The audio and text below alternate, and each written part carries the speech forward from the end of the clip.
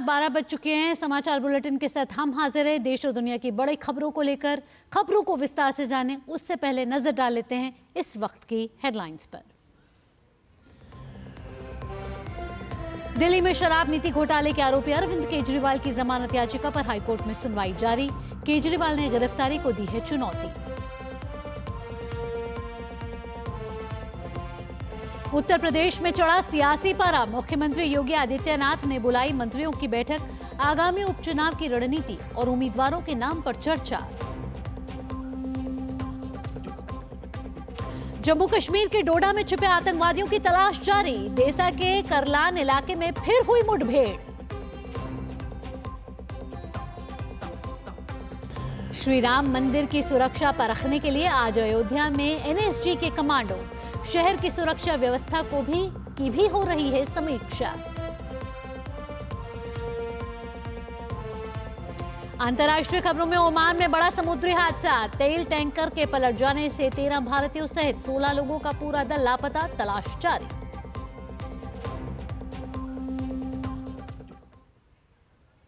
शुरुआत करते हैं दिल्ली से बड़ी खबर की। आबकारी नीति मामले में सीबीआई की ओर से दर्ज केस में अरविंद केजरीवाल की जमानत याचिका पर दिल्ली हाईकोर्ट में सुनवाई शुरू हो चुकी है।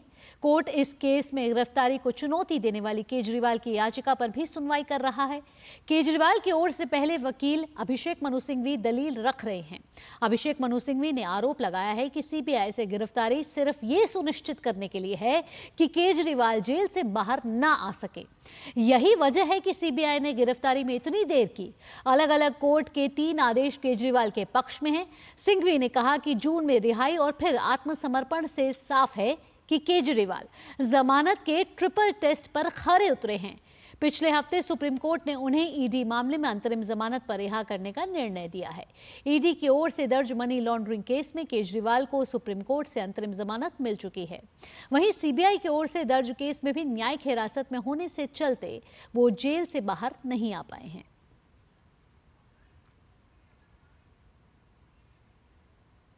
और अब खबर उत्तर प्रदेश से। यूपी के मुख्यमंत्री योगी आदित्यनाथ के निवास पर बैठक जारी है। इस बैठक में उन मंत्रियों को भी बुलाया गया है जिनको उपचुनाव की जिम्मेदारी दी गई है। मुख्यमंत्री उन मंत्रियों से फीडबैक ले सकते हैं कि यह उपचुनाव कैसे जीता जाए और उम्मीदवारी पर भी चर्चा कर सकते हैं। आपको बता दें कि प्रदेश में 10 विधानसभाओं में उपचुनाव होने हैं, जिनमें 5 समाजवादी पार्टी की सीटें शामिल हैं और 5 पर एनडीए गठबंधन ने जीत दर्ज की थी। योगी आदित्यनाथ की सरकार और संगठन दोनों इस चुनाव को लेकर गंभीर नजर आ रहे हैं। ये चुनाव सपा और भाजपा दोनों के लिए महत्वपूर्ण है, क्योंकि यहीं से विधानसभा चुनाव की दिशा और दशा तय होने वाली है।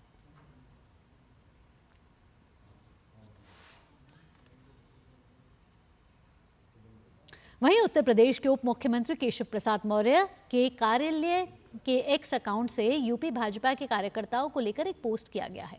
उप मुख्यमंत्री केशव प्रसाद मौर्य के कार्यालय की ओर से एक्स पर अपने पोस्ट के जरिए इशारों में कुछ बातें कह दी गई हैं।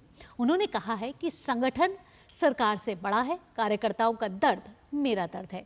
संगठन से बड़ा कोई नहीं, कार्यकर्ता ही गौरव है।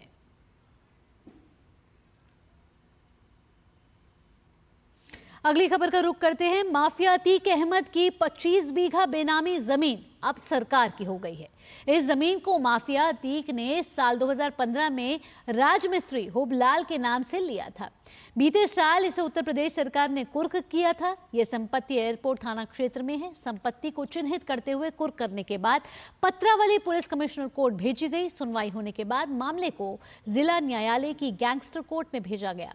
गैंगस्टर कोर्ट ने पुलिस कमिश्नर के कोर्ट के आदेश को बरकरार रखते हुए पूरी संपत्ति को सरकार में निहित करने को आदेश जारी कर दिया। जमीन को सरकारी कीमत करीब 12.5 करोड़ है, जबकि बाजार में इसकी कीमत करीब 50 करोड़ आंकी गई है।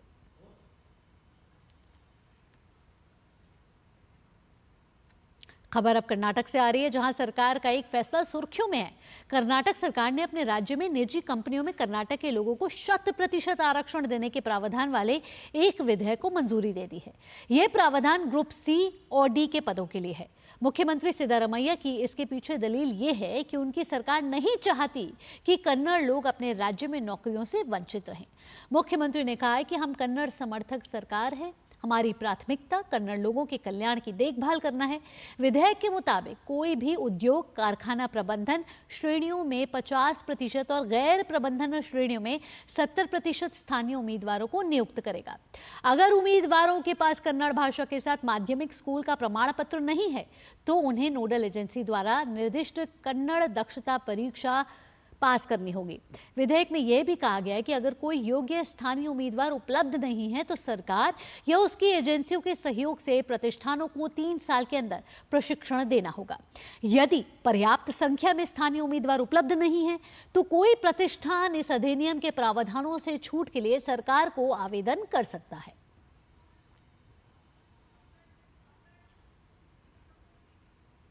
खबर जम्मू कश्मीर से। डोडा के देसा के करलान इलाके में आतंकियों ने एक बार फिर मुठभेड़ की शुरुआत हुई है।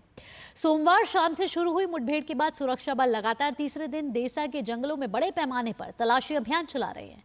आपको बता दें कि आतंकियों ने संयुक्त सुरक्षा बलों पर हमला किया था, जिसमें एक मेजर समेत 4 जवान शहीद हो गए थे। आतंकवादियों को बेअसर करने के लिए सुरक्षा बलों ने अपने अपने अभियान में पैरा कमांडो की सेवाएं ली हैं। इसके साथ ही अतिरिक्त जवानों को तैनात किया गया है और जंगल में हर गतिविधि पर नजर रखने के लिए ड्रोन का इस्तेमाल भी किया जा रहा है। डोडा मुठभेड़ में बलिदान हुए राजस्थान के 2 जवानों के पार्थिव शरीर सेना के विशेष विमान से जयपुर एयरपोर्ट लाए गए हैं। 2 पार्थिव शरीर जब जयपुर एयरपोर्ट पहुंचे तो बड़ी संख्या में लोगों ने वहां पहुंचकर उन्हें श्रद्धांजलि दी। बहुत ही दुर्भाग्यपूर्ण घटना है। इस आतंकियों के द्वारा किए गए आतंकी हमले का, कायराना हमले का पूरा देश राजस्थान निंदा करता है और जिस वीर भूमि के झुंझुनू के 2 लाल शहीद हुए हैं मां भारती की सेवा करते हुए, उनके सम्मान में पूरा राजस्थान खड़ा है और निश्चित इस कायराना हमले का भारत सरकार, भारतीय सेना पूरी मजबूती के साथ जवाब देगी। कि ये जो अपने 5 शहीद हुए, सेना के भी भावुक हो गई होगी और उनके मन में भी क्रोध होगा, तो मेरी तरफ से वो 100 नहीं 101% इसका ईंट का जवाब पत्थर से देगी। उत्तर प्रदेश के भदोही जिले में गोपीगंज कोतवाली क्षेत्र में पुलिस और बदमाशों के बीच मुठभेड़ हो गई, जिसमें 25-25 हजार के 5 इनामी लुटेरों को गिरफ्तार किया गया। मुठभेड़ में 3 लुटेरे गोली लगने से घायल हो गए हैं। वहीं लुटेरों के पास से लूट के जेवरात, 3 तमंचा और 2 बाइक बरामद किया गया है। इन बदमाशों ने 7 जुलाई को असलहे के बल पर बाइक सवार लुटेरों ने सराफा कारोबारी से लूट की थी। खबर हरियाणा से। हरियाणा के हांसी में पुलिस और बदमाशों में मुठभेड़ हुई।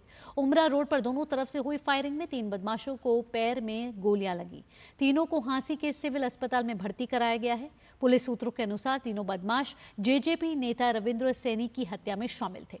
बदमाशों की पहचान जींद में रहने वाले सचिन उर्फ मगतू, रोहतक के खरग जाटन निवासी योगेश उर्फ सुखा और भिवानी के पिजोखरा के रहने वाले विकास उर्फ काशी के रूप में हुई है। पुलिस के अधिकारियों का कहना है कि इस हत्याकांड में 10 से ज्यादा लोग शामिल हैं। रविंद्र सैनी की हत्या पुरानी रंजिश में की गई थी। अब खबर तमिलनाडु से आ रही है। तमिलनाडु के मदुरै शहर में तमिलर कच्ची पार्टी के कार्यकर्ता की हत्या के बाद 4 लोगों को गिरफ्तार कर लिया गया है। इस घटना को लेकर पुलिस ने कहा है कि सुबह टहलते समय कार्यकर्ता की हत्या कर दी गई। प्रारंभिक जांच के दौरान ये पता चला है कि संपत्ति के बंटवारे विवाद की वजह से ये घटना को अंजाम दिया गया। और अब बात मूसलाधार बारिश की, जो कई राज्यों में इस समय चल रही है। बात उत्तर प्रदेश की करें तो उत्तर प्रदेश के गोरखपुर में बाढ़ का कहर जारी है। इसी कड़ी में कमिश्नर, जिला अधिकारी, एसएसपी सहित अन्य अधिकारियों ने बाढ़ का निरीक्षण किया और जायजा लिया। वे अधिकारी बाढ़ प्रभावित क्षेत्र का मोटर बोट से उन्होंने निरीक्षण किया। अब तक बाढ़ से गोरखपुर के 64 गांव प्रभावित हो चुके हैं, जहां पर बचाव कार्य के लिए 94 छोटी और बड़ी नावें लगाई गई हैं। बाढ़ के चलते लगभग 50,000 से अधिक की आबादी प्रभावित हुई है। बात राप्ती नदी की करें तो यहाँ राप्ती नदी अपने खतरे के निशान से ऊपर बह रही है, जबकि रोहिन एवं सरयू चेतावनी स्तर से ऊपर बह रही है। इसी कड़ी में जिला प्रशासन द्वारा बाढ़ प्रभावित क्षेत्रों में घर घर जाकर राहत सामग्री और भोजन बांटा जा रहा है। प्रशासन ने बाढ़ प्रभावित क्षेत्रों में लोगों से अपील की है कि नदी में नहाने या नदी के किनारे जाने से बचें, साथ ही बच्चों पर विशेष ध्यान दें। राप्ती नदी जो आज का डेट का स्टेटस है वो खतरे के निशान से 1 मीटर ऊपर बह रही है, स्टेडी है। और अब लोग एक्सपेक्ट कर रहे हैं क्योंकि घाघरा का डिक्लाइनिंग ट्रेंड है, तो ये भी नदी का मतलब अब जो लेवल है थोड़ा गिरेगा शाम तक। जो 48 गांव की आबादी प्रभावित हुई है, खासकर जो बंधे और नदी के बीच की जो आबादी है वो प्रभावित हुई है। तो हम लोग इंश्योर कर रहे हैं सभी को राहत सामग्री, फूड पैकेट डिस्ट्रीब्यूट हो। ड्रिंकिंग वाटर के लिए नगर निगम, नगर पालिका, नगर पंचायत और नगर निगम से हम लोगों ने टैंकर का पोर्टेबल ड्रिंकिंग वाटर का प्रोविज़न किया है। अभी पूरे जनपद का नियर अबाउट 50 to 60,000 के आसपास आबादी प्रभावित हुई है। मानसून की वर्षा होने की वजह से नदियों, तालाबों व अन्य जल स्रोतों में पानी का स्तर बढ़ा हुआ है। इस चीज़ को दृष्टिगत रखते हुए लगातार प्रशासन, पुलिस और अन्य सभी विभागों के अधिकारियों द्वारा क्षेत्रों का भ्रमण किया जा रहा है। जहां जहां आवश्यकता है वहां पर राशन इत्यादि का वितरण किया जा रहा है। पीएसी, एसडीआरएफ, एनडीआरएफ द्वारा भी नदियों और बाकी सभी क्षेत्रों में बोट के माध्यम से भ्रमण किया जा रहा है। बढ़े हुए जल स्तर को देखते हुए कोई भी व्यक्ति ऐसे नदियों या तालाबों के पास नहाने इत्यादि के लिए ना जाएं, जिससे कि दुर्घटना हो सके। वहीं बांधों से पानी छोड़ने के चलते उन्नाव जनपद के तटीय क्षेत्रों में भी बाढ़ का खतरा बढ़ गया है। गंगा बैरेज से 2 लाख क्यूसेक से अधिक पानी छोड़ने के बाद सदर तहसील के शुक्लागंज क्षेत्र के कई कस्बों में पानी भर गया है। इसको देखते हुए प्रशासन अलर्ट मोड पर आ गया है। आवागमन के लिए नावें चलाई गई हैं। वहीं तहसीलदार के साथ उनकी टीम बाढ़ क्षेत्रों का स्टीमर से निरीक्षण कर रही है। साथ ही प्रशासन द्वारा बनाए गए बाढ़ कैंप में रुकने की हिदायत भी दी जा रही है। बाढ़ पीड़ितों को राहत सामग्री भी उपलब्ध कराई जा रही है। असम सरकार ने सेमीकंडक्टर प्लांट के लिए टाटा को जगह सौंप दी है। इसके लिए असम सरकार ने टाटा समूह के साथ एक समझौते पर हस्ताक्षर किए हैं। समझौते के तहत कंपनी को मोरीगांव जिले के जगी रोड में 27,000 करोड़ रुपए के सेमीकंडक्टर संयंत्र के लिए 170 एकड़ से अधिक जमीन पट्टे यानी लीज पर दी जाएगी। अनुमान ये जताया जा रहा है कि इस प्लांट से प्रतिदिन 48 मिलियन चिप्स का उत्पादन होगा, जिससे 16,000 युवाओं को सीधे तौर पर रोजगार मिलेगा। इस प्लांट में जिन क्षेत्रों को कवर किया जाएगा उनमें ऑटोमेटिव, इलेक्ट्रिक वाहन, उपभोक्ता इलेक्ट्रॉनिक्स, दूरसंचार और मोबाइल फोन शामिल हैं। अंतर्राष्ट्रीय खबरों पर नजर डाल लेते हैं। खबर ओमान से है। ओमान में समुद्र तट पर एक बड़ा हादसा हो गया है। यहां एक तेल टैंकर के पलट जाने से 13 भारतीयों सहित 16 लोगों का पूरा दल लापता हो गया है। इस हादसे में लापता हुए लोगों का अब तक कोई सुराग नहीं मिल पाया है। चालक दल के अन्य 3 सदस्य श्रीलंका से हैं।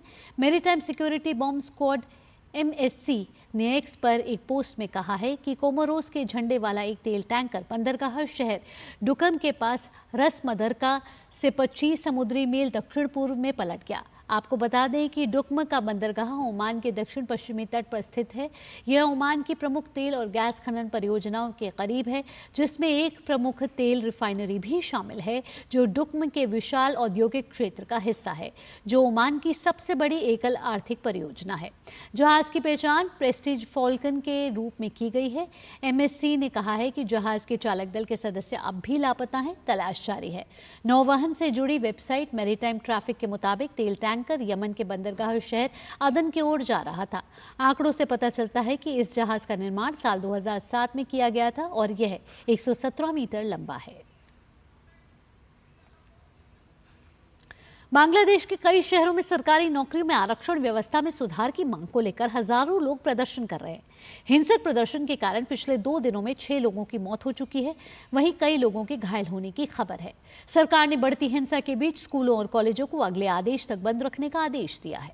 दरअसल बांग्लादेश में आरक्षण सुधारवादियों की पुलिस और सत्तारूढ़ पार्टी अवामी लीग से संबद्ध छात्र शाखा बांग्लादेश छात्र लीग के साथ हिंसक झड़पें हुई हैं, जिसके बाद चट्टोग्राम में 3 और ढाका में 2 और साथ ही रंगपुर जिले में 1 व्यक्ति की मौत हो गई। राजधानी ढाका में यातायात ठप हो गया है। आंदोलनकारी छात्रों ने देश के विभिन्न हिस्सों में राजमार्गों सहित चट्टोग्राम, रंगपुर, राजशाही और बांग्लादेश के अन्य शहरों में सड़कों को अवरुद्ध कर दिया है। आंदोलनकारियों ने ढाका के मोहाखाली स्थित कई स्थानों पर रेल लाइनों को अवरुद्ध कर दिया है, जिससे ट्रेन सेवाएं बाधित हो गई हैं। 1 जुलाई को विभिन्न सार्वजनिक विश्वविद्यालयों के छात्रों ने आरक्षण को लेकर आंदोलन शुरू किया था। छात्र 5 जून को उच्च न्यायालय के आदेश को रद्द करने की मांग कर रहे हैं, जिसमें बांग्लादेश सरकार को 1971 के बांग्लादेश मुक्ति संग्राम के स्वतंत्रता सेनानियों के वंशजों के लिए 30% नौकरी कोटा बहाल करने के लिए कहा गया था। यहाँ रुक रहे एक छोटे से ब्रेक के लिए। खबरें और भी हैं, आप जुड़े रहिए टीटी न्यूज के साथ।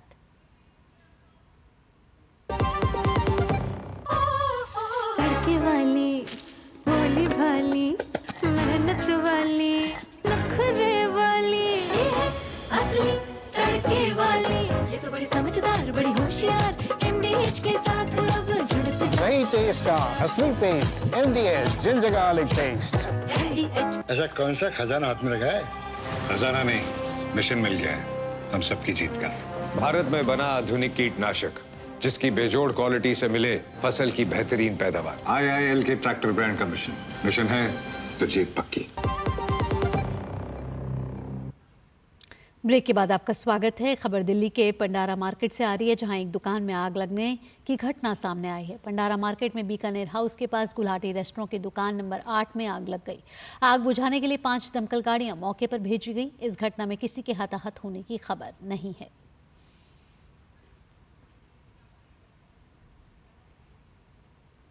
छत्तीसगढ़ लोकसभा आयोग में भूपेश बघेल के कार्यकाल में हुए कथित भर्ती घोटाले को लेकर बीजेपी प्रवक्ता शहजाद पूनावाला ने कांग्रेस पर हमला बोला है। उन्होंने कांग्रेस से भूपेश बघेल के कार्यकाल के दौरान छत्तीसगढ़ लोक सेवा आयोग या CGPSC के भीतर पक्षपात और भ्रष्टाचार को अनुमति देने को लेकर सवाल पूछा है। साथ ही कहा है कि भूपेश बघेल के नेतृत्व में कांग्रेस शासन के तहत राजनेताओं ने अपने बच्चों और रिश्तेदारों के लिए सरकारी नौकरियों को सुरक्षित करने के लिए प्रणाली में हेरफेर किया और प्रभावी ढंग से योग्य उम्मीदवारों से उनके सही अवसर छीन लिए। इस कमीशन में जो बहुत बड़ा घोटाला हुआ था भूपेश बघेल और कांग्रेस के टेन्योर के दौरान, उसका भांडाफोड़, उसका पर्दाफाश CBI ने किया है और बताया है कि कैसे जो आम बच्चे हैं, जो नौकरी की तलाश में, जो अवसर की तलाश में मेहनत से एग्जाम लिखते हैं, उनके अवसर को मारते हुए किस प्रकार से मेरिट पर कुठाराघात करते हुए भाई भतीजावाद और कांग्रेसियों ने अपने अपने रिश्तेदारों की नौकरियां लगाई। ये इतना बड़ा घोटाला है कि इस पर तो हाई कोर्ट ने भी संज्ञान लेते हुए इस पर रोक लगाई थी। केवल 18 कैंडिडेट्स की बात नहीं है, ये हजारों बच्चों के साथ, खास करके छत्तीसगढ़ के बच्चों के साथ, आदिवासी समाज से आने वाले बच्चों के साथ खासकर, ये बहुत बड़ा अन्याय का किस्सा है। परंतु कांग्रेस पार्टी जो इतना उछल कर युवाओं पर बोलती है, आज वो चुप हो चुकी है। खबर अमरनाथ यात्रा से जुड़ी हुई है। अमरनाथ यात्रा के लिए श्रीनगर से तीर्थयात्रियों का एक और जत्था रवाना हुआ है। 3740 तीर्थयात्रियों का एक और समूह कड़ी सुरक्षा के बीच श्रीनगर के पंथा चौक यात्री निवास बेस कैंप से कश्मीर घाटी के लिए रवाना हुआ। यात्रा शुरू होने के बाद से पिछले 18 दिनों के दौरान 3.38 लाख से अधिक भक्तों ने पवित्र गुफा मंदिर के अंदर दर्शन किए हैं।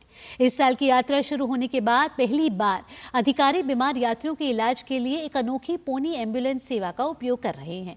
29 जून को शुरू हुई अमरनाथ यात्रा 52 दिनों तक चलने वाली है। यह यात्रा 19 अगस्त को रक्षाबंधन के दिन समाप्त होगी।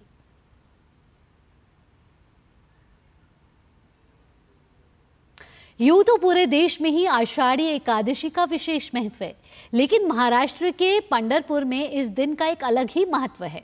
देश के कोने कोने से भक्त यहां पहुंचते हैं और भगवान विट्ठल के दर्शन करते हैं। आज आषाढ़ एकादशी के पावन अवसर पर महाराष्ट्र के मुख्यमंत्री एकनाथ शिंदे और उप मुख्यमंत्री देवेंद्र फडणवीस भी भक्तों के बीच पहुंचे। एकनाथ शिंदे ने श्री विठल रुक्मणी मंदिर की महापूजा में भी हिस्सा लिया। आषाढ़ एकादशी के मौके पर चलाई जा रही विशेष ट्रेनों में आज का दृश्य देखते ही बन रहा है।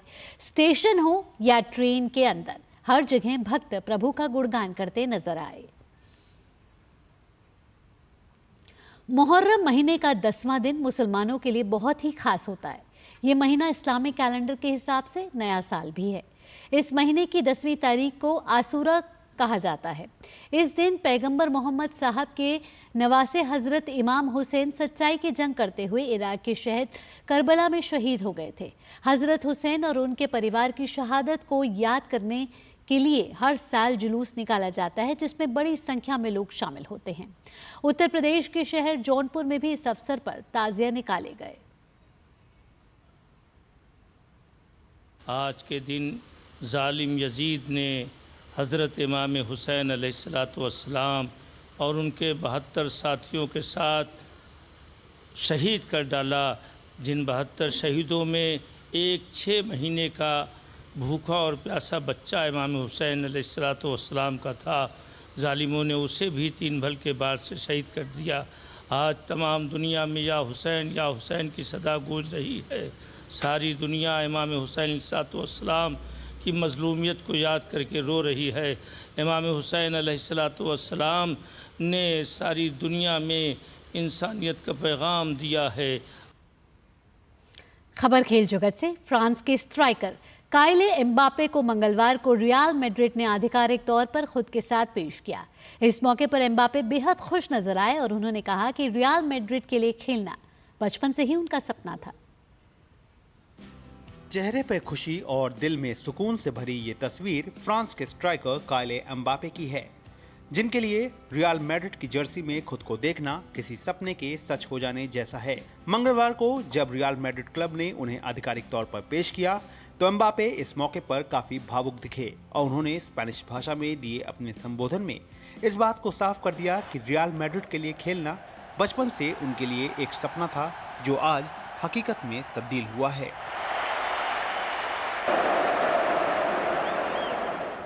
देखिए, जब मैं छोटा था तब से मेरा केवल एक ही सपना था कि मैं इस क्लब के लिए खेलूं, और अब जबकि मैं यहाँ हूँ तो मेरे लिए ये बात बहुत ज़्यादा मायने रखती है। मैं सभी मैड्रिड वासियों को धन्यवाद देना चाहता हूँ, क्योंकि पिछले कई सालों से उनके द्वारा मुझे बहुत सारा प्यार मिला। मैं आप सभी लोगों का तहे दिल से आभार व्यक्त करता हूँ।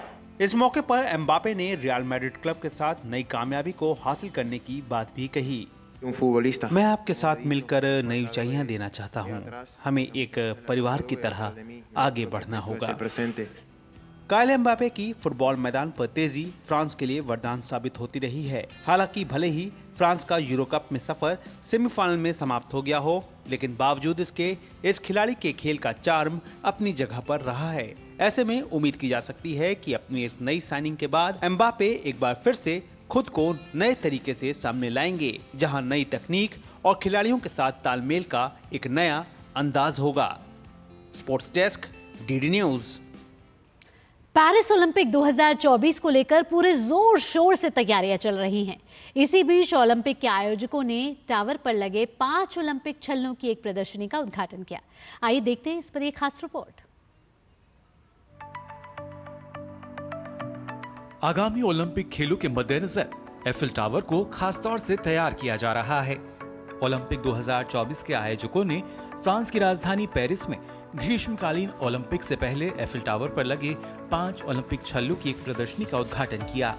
छल्लों की संरचना को पेरिस के मध्य में 135 साल पुराने ऐतिहासिक स्थल के दक्षिणी किनारे पर प्रदर्शित किया गया, जहां से सीन नदी दिखाई देती है।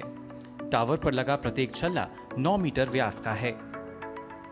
La Tour Eiffel elle est extrêmement présente dans Paris Olympic 2024 में एफिल टावर की एक अहम भूमिका निभा रहा है और इसे कई कार्यक्रमों में शामिल भी किया जाएगा। बेशक एफिल टावर पर ये ओलंपिक रिंग शानदार लग रही हैं। हम उन्हें यहाँ एफिल टावर पर चाहते थे, जो शहर इस देश का सबसे खूबसूरत प्रतीक है।